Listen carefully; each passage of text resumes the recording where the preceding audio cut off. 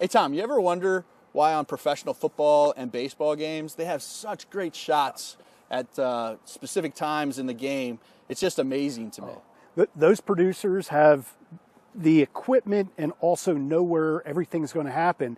You know, if you take something like this building we have behind us, you know, indoor and outdoor coverage, they probably should do a site visit and a risk assessment. They got to come up with a budget. Also, they need to look at, you know, we always say, you know, like in real estate, location, location, location, but also what are you doing? Meaning, how much information do you need to get? What's your pixels on target? We always call it Dory. You know, if we're looking for detection, observation, recognition, identification, depending on what you're looking for, your fields of view are going to be dramatically different. So you need to look at that. And those site visits and risk assessments will absolutely help with Dory. Absolutely.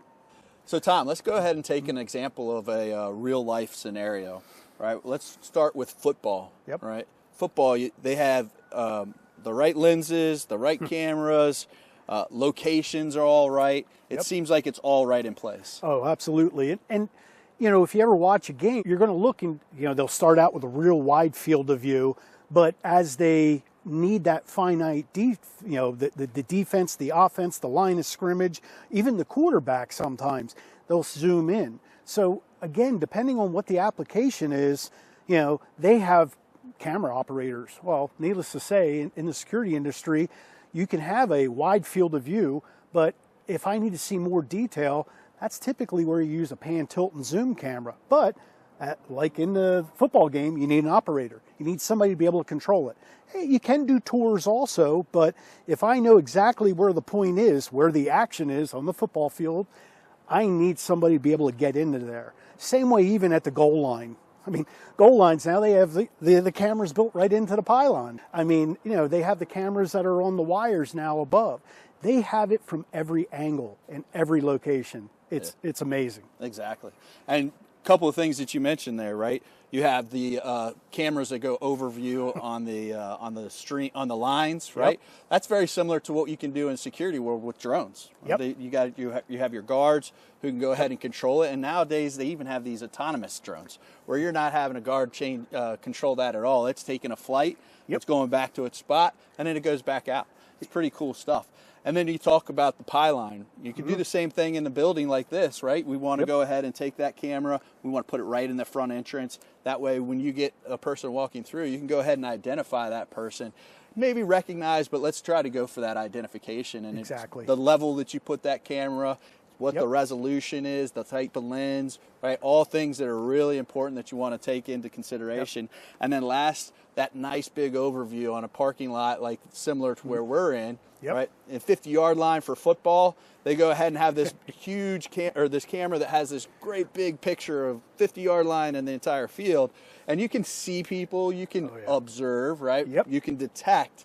Really can't recognize or identify, but that's not what that purpose is for that camera, right? It's just to kind of see how everybody's doing and enjoying themselves. You can do the same thing in a parking lot. You can now put a camera on the top with a nice big wide view, and now you can see when people are coming onto your property, where they're parking. If there's an incident that happens, you can hopefully go back to those.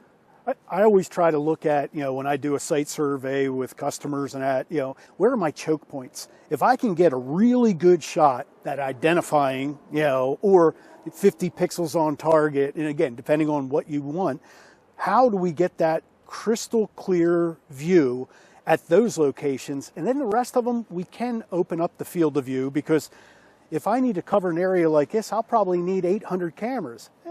You know, feasibly, budget, it's not going to happen. But at that point, I got the choke point. I can identify, again, what clothes, who it is, what they're wearing, backpack colors, and things like that. Then as I can open up my field of views for the rest of my areas now, at least I can track that person of where they are. The hardest part is you have blind spots. You know, what do you do then? You know, now you got to wait for them to come back out into the field of view of another camera. And the other thing is, like you were talking about wide views, right? Now we can look at resolution. And then after the fact, we can go back into the forensics video and now maybe drill into and see maybe that recognition level of video. So we look from a detection and or observation level, and now we can, after the fact with forensics, potentially get into that recognition. Identification, you're asking for a lot for there, but we can at least get a little bit better of a view. So let's talk about baseball, right? A little bit different than football. Football, Yeah. you can have cameras all over the place, but in baseball, you can't have cameras over the field, Nope. right? You can't have cameras on the field. Nope. It'd be in the field of play. That'd be a little bit of trouble there. So. Absolutely. So with baseball, you're typically always having cameras either behind home plate or out in center field, but with big zoom lenses. So again, they can start out with a wide field of view, but also they want to be able to catch the pitcher's expression or maybe even his grip. That, from that distance, you need big zoom lens to be able to do that. Now we've seen that from center field, the strikes, balls and strikes now, you're able to call them yourself even now at this point, instead of having the umpire, because of the detail, the resolution that camera that's 400 or 500 feet away is able to capture. But again, you need that lens, you need that resolution, you need that operator to be able to control that for that nice tight field of view. Unless you have a choke point, like at an entrance or exit of a building. Again, it all comes down to what are you looking to accomplish? How much detail do you need, Eric? Right. Good points. And one of the things about choke points for baseball is you get that picture from behind the plate, right? Whether it's actually in the wall and behind the plate, Yep. or even sometimes maybe even on an umpire, right? Looking right Yeah. into it and seeing that ball come in and seeing exactly where the spin on the ball. I mean, it's Yep. amazing what they can do with those yeah. things, right? Yeah. And so then just to kind of come back to a place like a building, we want to make sure that we put those cameras in the right locations, Yep. resolutions, and field of views that are going to make the best for it. At the end of the day, I know everybody likes a data sheet and that, but how do you typically design that, or how do you show the customer that field of view? So there's software out there that you can look in and import in. There's things called Revit models, which is 3D Okay. modeling, Yep. right? And now manufacturers come out and each manufacturer has their own kind of calculations of field of views. And a lot of times those are 3D and you can break them Gotcha. out and see. And I've even seen where it's gone further where you can import your actual Revit model Yep. and or your CAD drawings Yeah. and show them what you'll see. I mean, it's amazing. The other thing that's really cool that's just come out that I've seen is you can actually now put on the 3D goggles in reality. virtual reality. Yep. And you're actually in the scene of the actual room. And we can now say, okay, this is what you're looking at. And you can see what kind of furniture's in there, which I'm sure you've come across this. Oh, sure. Furniture, Yeah. all Yep. of a sudden you have this cabinet up there and it totally blocked. You're like, this is the perfect spot. And then they put this 8-foot tall cabinet up there That's it. right in front of where you were looking at. And, Yep. and so this virtual reality software allows you to go in there and kind of manipulate it and maybe shift that camera location maybe 2 or 3 feet over that you would have been like, why am I going to put that camera over there, right? Oh, That yeah. doesn't make sense Yeah. to me. I always want to put it in the corner. I want to kind of hide it. I want to, Yep. And then all of a sudden you're like, well, I can't do that because I'm not going to get my field of view that you want. No. And again, we've hit the field of views, the resolutions, the locations, Dory, pixels on target. But one of the big things at a football game, baseball game, or any of these sporting events, what's the one thing that's always a constant too? The lighting. There's always really good lighting. What's the lighting like out here at night in the parking lot? Of course. Great point. Great point. You look at this area, you've got a pretty wide space, not so deep. Do you have a recommendation or what would you put up in something like this? I mean, always when I go outside, just because we never know unless, again, you're coming out here at night and seeing what the lighting levels are like, I typically would use, a 5 megapixel IR rated camera just because I'm going to get good detail with IR if it needs to be there because maybe some lights are burned out or where you have trees that overgrew the light, maybe the lighting's not the best. So the IR now is going to take care of that if we need additional lighting in certain areas. But again, pan, tilt, and zoom in this environment, I think would be a little bit of an overkill. Yeah. Number one, they probably don't have a command center where somebody's operating it. Doing a tours are, again, okay, but while it's looking over there, it's missing all this information. The multi-imagers, the panoramic cameras are great environments like this because you're getting a bigger geographic area. Now, we went back to choke points. If we got a choke point down there, then maybe we can get a lot of information on the vehicles that come in. maybe even an LPR camera, where again, you're getting that license plate information, and as they come around, I can see where that vehicle is, where it went, and as it goes back out, if it did something, now we have the information on that vehicle. Yeah, all great points. And one of the other things I'd like to equate this to, right? So you have a parking lot that has a lot of space. If you think about like a cafeteria, something in a hospital environment, college, things. One of the things that's obviously different. One, the space is about the same, but the difference here is we can mount our stuff a lot higher, right? Yep. And so when you're in a cafeteria in that hospital environment, you can't mount it as high, and so then we've got to potentially add more, right? Correct. More cameras to the to the area just so we can get full coverage, because that definitely the mounting types, height, the type, whether you're carrying it over with a parapet or whether you're wall mounting it, corner mount, whatever it may be, are all things that come in consideration. And then back to the choke points. You got a choke point out here in your entrance or your parking lot. Right. It's the same concept if you think about it in a cafeteria, right? People have to walk into your cafeteria. So we may have multiple cameras in like a cafeteria space where we're covering all our observation, right? But then we have that opportunity when they come in to go ahead and get some recognition and potentially identification type level video. Absolutely. I mean, even it goes into where, again, we always ask customers, where are your problem areas, and stuff like that. And believe it or not, like schools, when they have a football game, a baseball game, a wrestling match, a basketball game, where the fans are, what's the best way to cover those areas, and how do we cover those areas? And in football stadiums and baseball stadiums, right? They're huge, and you get this great picture. I'm sure you've seen it in a football game where you have this one camera and it sees everything. And we're enormous stadium, right? And it sees everything. Well, that's great to get that observations, but then placing those cameras, choke points in a stadium, in my opinion. Stairwells, right? Your entries into from the concourse into the actual stadium. Lots of little places that we can go ahead and put cameras. But how do you get to that point, right? One of the things that thing you have to do, right? Site surveys and risk assessments. Why am I doing this?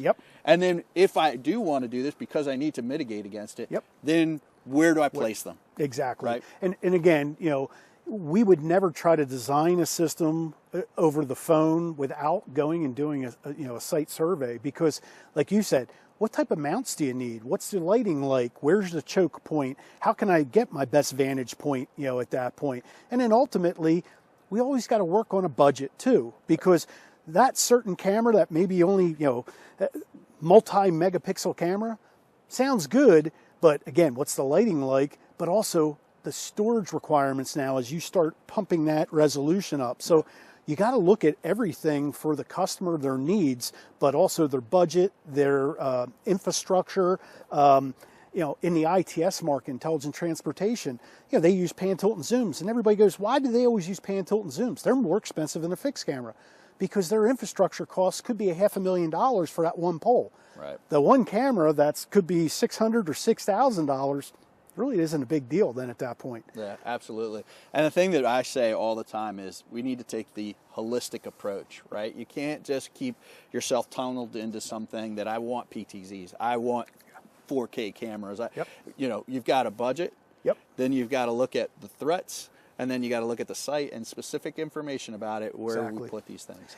And ultimately, no matter what you do too, is how can we keep the system so it can either expand, be it camera counts, licenses, storage, because nobody ever takes cameras away. It's typically they're adding cameras. Even though the resolution's getting better, from the old analog days, I probably needed 8 cameras back here to cover this. I could probably do it with 2 cameras today because of the resolution and the quality of the cameras. It's the same way with the football field and baseball field.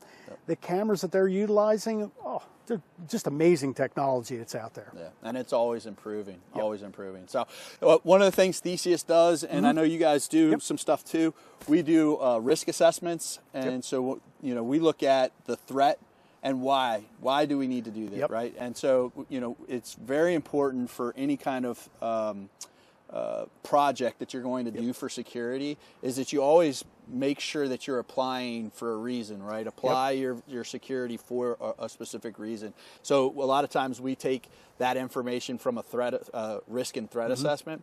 We look at, okay, where are your vulnerabilities? What's your neighbor do? Right. You know, where are you at located centrally from a city standpoint? Are you urban, or you know, and then also what does your company do? You know, that's something that some people don't think about. If, you know, you have something that you do specific that's, you know, kind of more in the limelight of the media and different things like that, you could become more of a target. Absolutely. Versus somebody maybe in this building over here who we don't even know they're here.